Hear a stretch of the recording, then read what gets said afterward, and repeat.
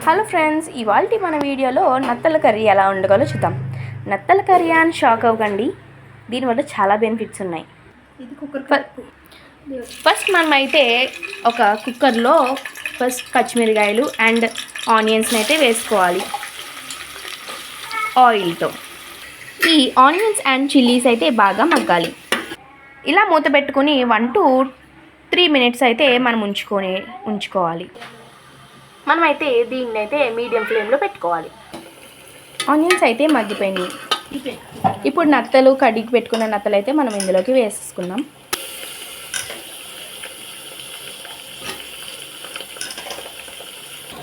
ఈ నత్తలు కడగడానికి చాలా జిగురుగా ఉంటుంది ఫ్రెండ్స్. మనం దీంట్లో అయితే ఎక్కువ సాల్ట్ వేసుకుని కడుక్కోవాలి.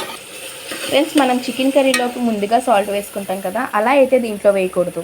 ఇది నత్తలు హాఫ్ బాయిల్ అయిన తర్వాత మనమైతే సాల్ట్ వేసుకోవాలి. ఎందుకంటే సాల్ట్ ముందుగా వేస్తే మనకి నత్త గట్టి పడిపోతుంది. అందుకనే మనమైతే హాఫ్ బాయిల్ అయిన తర్వాత వేసుకోవాలి. మనం ఇందులోకి అల్లం పేస్ట్ ఎక్కువగా వేసుకోవాలి, స్మెల్ రాకుండా. అలాగే అల్లం పేస్ట్కి మనకి ముక్క కూడా మెత్తబడుతుంది. ఇలాగా మూత పెట్టేసి 2-3 minutes అయితే మనం మగ్గనివ్వాలి. 1 teaspoon పసుపుని అయితే వేసుకోవాలి అండ్ మన 1 spoon ఆఫ్ కారం వేసుకుందాం. వీటిలోనే మనం సాల్ట్ని వేసేసుకోవాలి. 1 టీ గ్లాస్ వాటర్ని అయితే వేసేసుకోవాలి. ఇంకొంచెం వేసుకోవచ్చు సరిపోకపోయినా.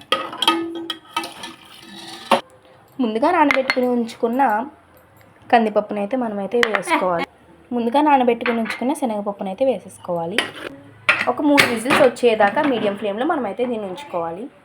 ఫైనల్ 3 విజిల్స్ వచ్చేసి మమ్మీ ఓపెన్ చేసేసారు. దీంట్లో మనమైతే మసాలా అండ్ కరివేపాకు వేసేసుకుని 1 minute ఫైనల్గా మగ్గనిచ్చి మనమైతే దీన్ని టేస్ట్ చేయొచ్చు.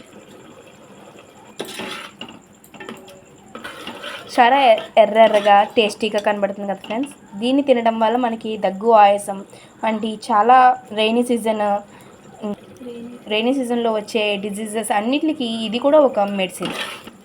లంగ్స్ ఇన్ఫెక్షన్ కూడా మనకి ఇది కూడా ఒక మెడిసిన్. కాఫ్ అండ్ కోల్డ్ మనకైతే తగ్గుతుంది, చాలా బాగా తగ్గుతుంది. అండ్ లంగ్స్ ఇన్ఫెక్షన్ ఉన్న వాళ్ళు ఎక్కువ తినొచ్చు దీన్ని. And this is the final our నత్తల కర్రీ. దీన్ని అయితే మనం ఇప్పుడు టేస్ట్ చేసేద్దాం. టేస్ట్ చేసి నచ్చితే లైక్, షేర్, సబ్స్క్రైబ్ చేయండి. Thank you, bye.